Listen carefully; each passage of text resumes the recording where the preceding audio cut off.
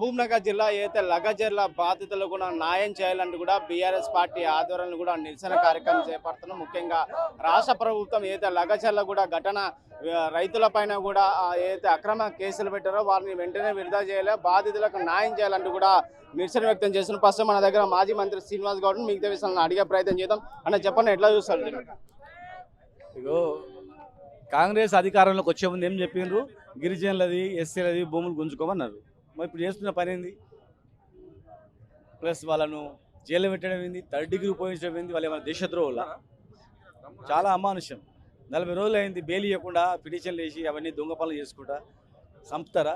చంపమని లేకుంటే అందరినీ మొత్తం జైలు చంపమనండి, ఎన్కౌంటర్ చేసేయమనండి. ఎందుకంటే కాంగ్రెస్ గవర్నమెంట్లో ఎన్కౌంటర్లు చేసిర్రు. గట్టిగా మాట్లాడితే వాళ్ళు తీసుకుపోయి అడవిలో ఎన్కౌంటర్ అట్లా చేయమనండి. ఇప్పుడు కూడా పీడపోతుంది మొత్తము. ఇదేం పద్ధతి? ప్రశ్నించొద్దు, మాట్లాడద్దు అంటే ప్రశ్నించేటోళ్ళని జైల్లో పెడతాం, కేసులు పెడతాం. ఎంతమంది పెడతారు? తెలంగాణ కొత్తనా? అందరికీ పెద్ద అయిపోయా, పెట్టినా అయిపోయింది. ఇక మొత్తం తెగిస్తారు, ఇక తిరగబడతారు జనం. పద్ధతి కదా అది. ప్రశ్నించి హక్కుండాలి ప్రజాస్వామ్యంలో. మీరు మళ్ళీ దాన్ని ప్రశ్నించుకోవాలి, పని చేయాలి.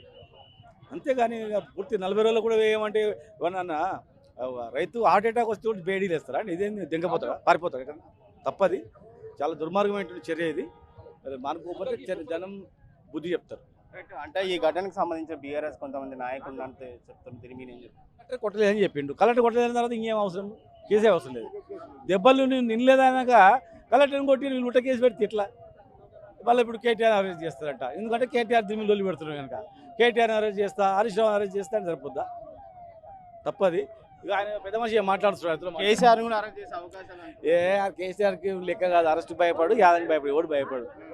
ఆ పరిస్థితి వచ్చే రోజు ప్రజలు తిరుగుబాటు వస్తుంది. లగచర్లకు సంబంధించి రైతుల బాధలకు సరైన న్యాయం చేయాలి. ఖచ్చితంగా లగచర్ల అయితే రైతులను అక్రమ అరెస్ట్ చేశారో వారికి ఖచ్చితంగా రాష్ట్ర ప్రభుత్వం బెయిల్ ఇప్పించే ప్రయత్నం చేయాలి. ఖచ్చితంగా ఈ లగచర్ల ఘటనకు సంబంధించిన ఎవరైతే బాధితులను వారిని అరెస్ట్ చేయాలో, ముఖ్యంగా ఈ ఎవరైతే కేటీఆర్ని కేసీఆర్ అరెస్ట్ అన్నది వార్తలు వస్తున్న విషయాన్ని కూడా ఎవరు అరెస్ట్ చేయలేరు. ఎంతవరకైనా మేము బీఆర్ఎస్ పార్టీ ఎండుండి పోరాటమని చెప్పి మాజీ మంత్రి శ్రీనివాస్ గౌడ్ తెలియజేసిన పరిస్థితి కనిపిస్తుంది.